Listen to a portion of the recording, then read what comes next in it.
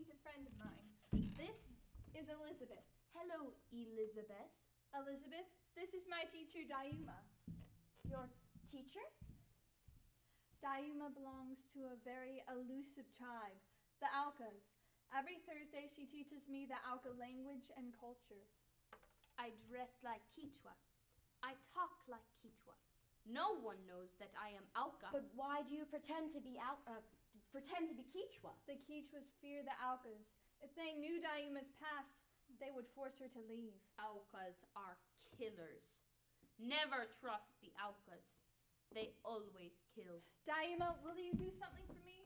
This machine will record your voice speaking in the Auca language so that I can study it later. Will you speak the Auca phrases into this microphone? Oh, no. I do not know what is that. Please, I promise nothing bad will happen. Will you do it for me? Okay. I will try. Good. Ready? How do you say, what is your name? Biti miti puni mupa. How do you say, I want to be your friend? Awam irimi. Why do you want these phrases, Rachel? I told you before that Aucas will never be your friend. God will help me to become their friend so that I can tell them of his love. The Aucas do not understand love. They know only hate. Are you not Auca, Dayuma? Do you hate your own people? Will you tell Elizabeth how you came to live on the hacienda? It was many years ago that I left the jungles.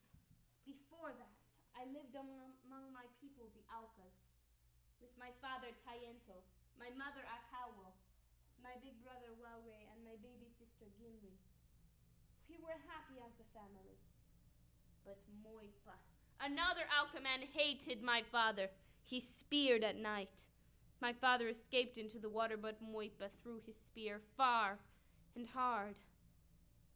My father did not die right away. I didn't see it. They spoke, and I heard. My relatives said I buried him. Fleeing and hiding, I came far, far downriver to the Palm River. Don Carlos found me there and took me here to the hacienda. I live like Quichua, but I am Auca. I will never go back. Moipa murdered my family. I do not know if my mother and my sister still live. I wish to see them again. I want to kill Moipa. Oh, Dayuma, how horrible. You are good. You do not understand the evil ways of the Aucas. I want to go to the Aucas and teach them to live God's way and not to kill. I want to tell them of his love. If your God loves us, why would he allow my father to be murdered? We do not always understand why God allows things to happen. God's son was also killed. You remember the story of Jesus, how he came to earth from heaven, but men hated him and murdered him. God loved the men anyway. We want to tell the Aucas of that love. If you go, you are crazy. But if you go, and they do not kill you, you can see if my mother and my sister live. Then you can tell me how they do. One day I believe God will allow me to meet your mother and your sister. The bell means go back to work. Will I teach you again soon? I'll see you on Thursday. Goodbye, Elizabeth. Goodbye, Dayuma. Very nice meeting you. Well, this tape recorder didn't help me much today. Language lessons with Dayuma can be hit and miss. What do you think of your new mission field? Lord, send me to the Aucas. Many have attempted reaching them, but few have survived their first meeting. If I can learn the language, perhaps I will get a chance. 10 minutes once a week is not enough, but it's all Don Carlos allows. We better start back to Quito. Tomorrow, I will take you to the mission and introduce you to Dr. Tidmarsh. Then you can begin on your language studies. The sooner the better. It's 4:30. Hurry or we'll miss the bus.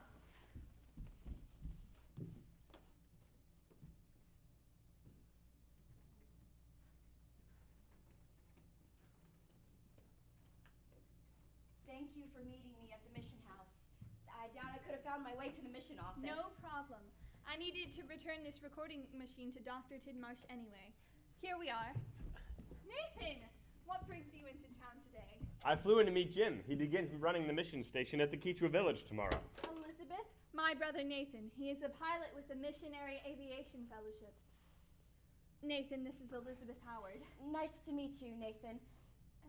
Hello, Jim. Hi, Bets. Do you two know each other?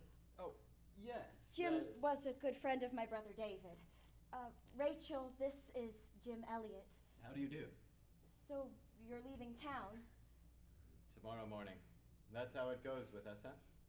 Always almost, but never quite. It would appear that way. We better go. Pete won't wait forever. We're meeting Pete Fleming at the dock. He went to pick up the rest of our luggage. May I see you tonight? Tonight? Well, I don't know. I'll meet you here at 5 o'clock. 5 o'clock. Well, all right. Don't be late. Nice meeting you, Rachel. Goodbye. Wait, Elizabeth. Tell me how you know Jim Elliott. We went to Wheaton College together. Did you date him there? No. He asked me on a date once, but I chickened out at the last minute. He's what the girls at the college would call a BTO, a big-time operator. Popular, good-looking. I was a TWO, a teeny-weeny operator. Besides, he had a reputation on campus as being a woman hater. A woman hater? And he wanted to date you? He and my brother wrestled in college, and we both took Greek, so even though he was a junior and I was a senior, we shared many of the same classes. We talked a lot between classes. Then you have not seen each other since? No. We write letters once a week, but I know nothing can ever come of it. Forgive my saying so, but the way you two looked at each other spelled more than pen pals. There had to be more to this than just one date. The night before I graduated, he took me for a walk in a cemetery of all places. And he told me that he loved me. I see. You know, if Dr. Tidmarsh thinks you came to Ecuador to win the heart of Jim Elliott, he will send you back to the States on the next ship. And I will be back in Ecuador as an independent missionary as fast as I can raise support. My heart aches to see these people saved, with or without Jim Elliott. I believe you. I saw it in your eyes with Dayuma. Heaven knows I am not qualified to give advice about men, but I do know this. God opens doors. You pining won't make any difference. Don't wait on Jim. Only wait on God.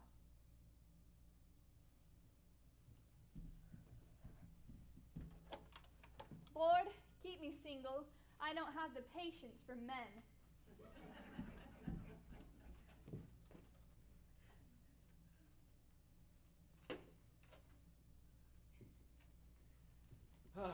This is what I've missed, talking to you in person. These last 5 years feel like a lifetime. I thought of you every day, Jim. God actually used one of your letters to send me to Ecuador. Oh, really? What did I say? You wrote about all the tribes that had never heard the name of God. Sounds like every letter I ever wrote you. At the bottom of this letter, you wrote Hebrews 12:29. For our God Is a consuming fire. You wrote with such conviction. I wanted to share that flame. God spoke to me with your voice. Sounds like him. Using the foolish things of the world to confound the wise. And now he brings us together in Ecuador. Quite a coincidence, isn't it? God doesn't need coincidences to work things out for him. Everything changes, Bets, but God's will remains the same. A serious relationship will not fit into my life. I didn't mean that. I gave my love for you to Christ, but don't think that it was easy for me. I cried myself to sleep the night you left Wheaton.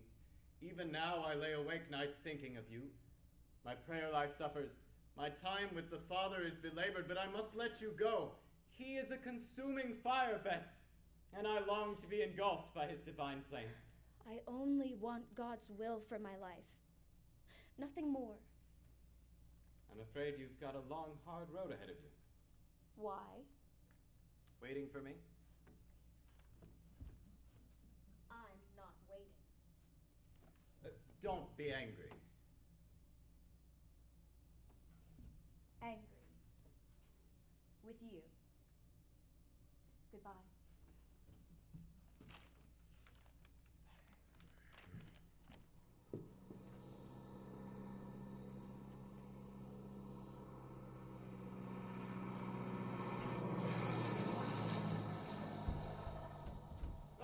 Welcome, brother. Messenger from my homeland. What news? Just a routine supply drop, and wanted to check up on my new missionary friend. How are you and Pete adjusting to life with the Quichuas? Adjusting. The Indians need a doctor more than they need a preacher. They come crawling to me for penicillin shots, but when I give them God's healing for their souls, they won't accept it. They listen very nicely, and then they say, "Just penicillin, please. Thank you." Exactly. It's hard for a Quichua to adjust to anything new. I'm glad you opened the school again. Teaching the children about Christ is the best way to reach them. Yes, but half the parents won't allow their children to come to school. They say they don't want them to smell like paper.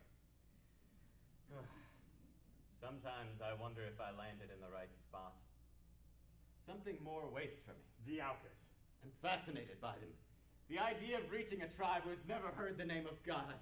Take a look at these pictures. Did you take these?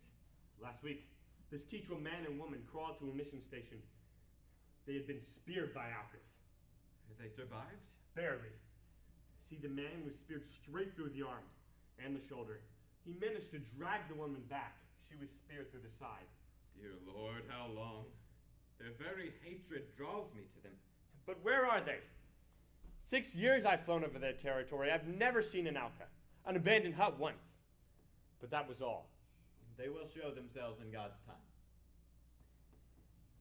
Nate, when the time comes, will you risk your life?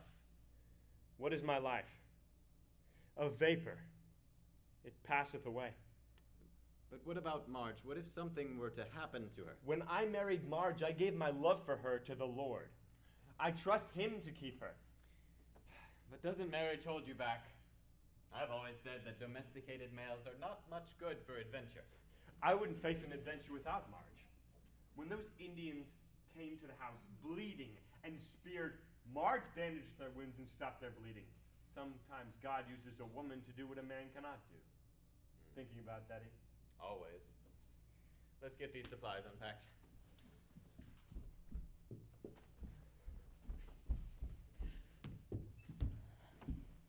Rachel, is this mana or mala?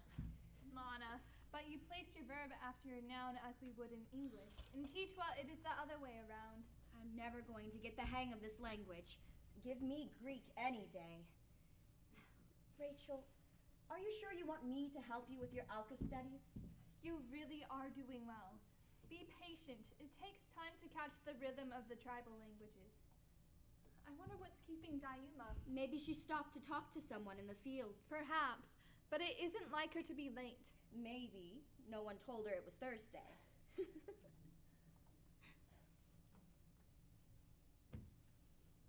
Dayuma, what's wrong? Dayuma? Give me a gun.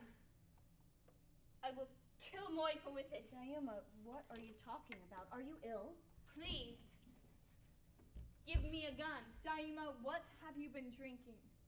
You teach me to use a gun, and I will avenge my father. Dayuma, we have no gun.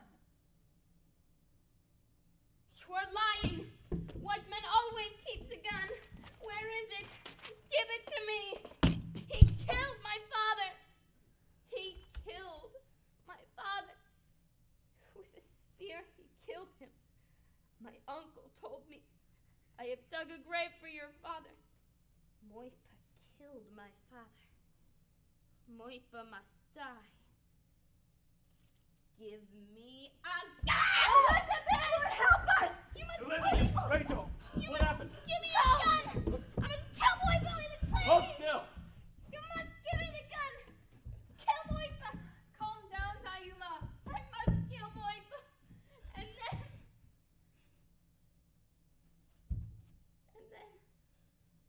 I wish to die.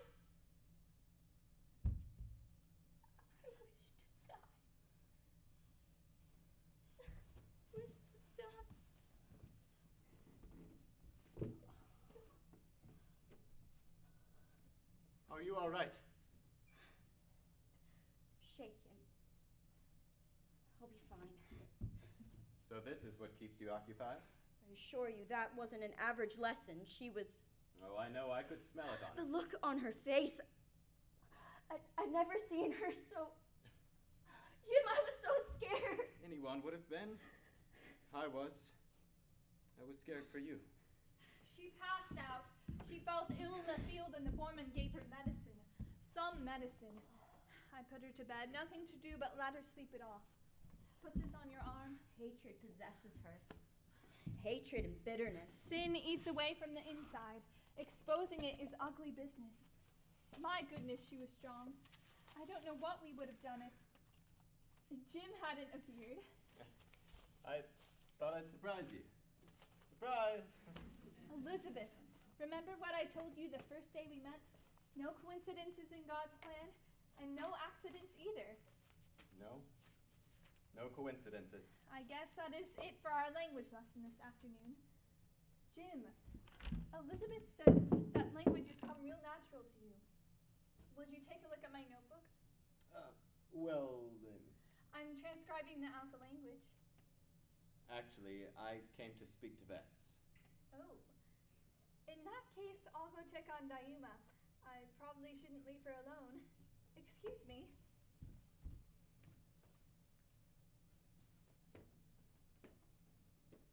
Let's take a look at that arm. I've learned that being a missionary sometimes means being an amateur doctor. I never expected. You're full of surprises, aren't you? Just like the father. He surprised me too. How long can a man be wrong, Bets? Almost 6 years now. I thought I knew the answer. Is Jim Elliot doubting himself? Oh, if only you knew. Self-doubt and second-guessing have muddled me so. Could it be that I've not trusted God with my love for you? Have I been so afraid that it would hurt me that I held it tightly, suffocated it, stifled it to keep myself from pain? Pain is a part of our life here on earth. But what if it were the pain of losing your love? Better than never loving. When God saw that Adam needed a companion, he didn't send Adam out to find her. He put Adam to sleep and prepared Eve. And when Adam awoke, she was there. Oh, Bets, I'm afraid I've slept too long. But my eyes are finally opened. Am I too late? Never. Rest assured, I'm not as perfect as you may think. Proud, arrogant, stubborn. Don't try to deter me. I knew all that the day we met. And you love me nevertheless. Yes. Will you marry me? Do you realize what you just asked me, Jim? I asked you to forsake all others and follow me, to obey me, to love me, to cherish me, till death do us part. Till death do us part.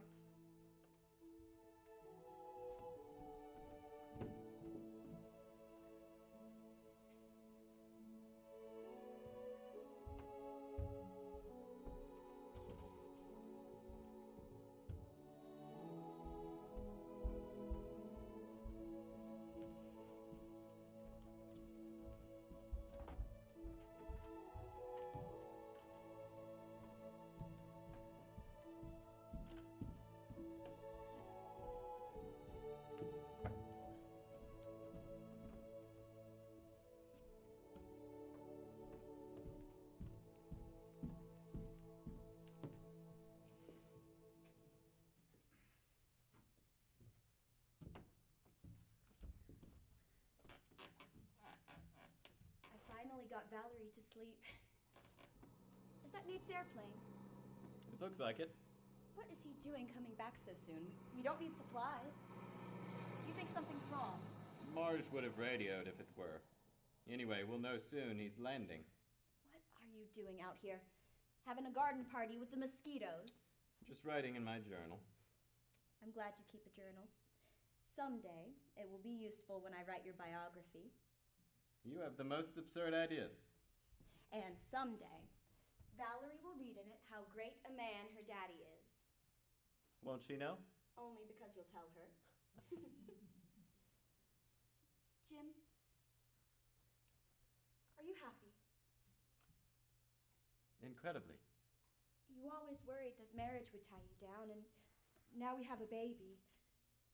Sometimes I worry that... You want to read what I wrote in my journal?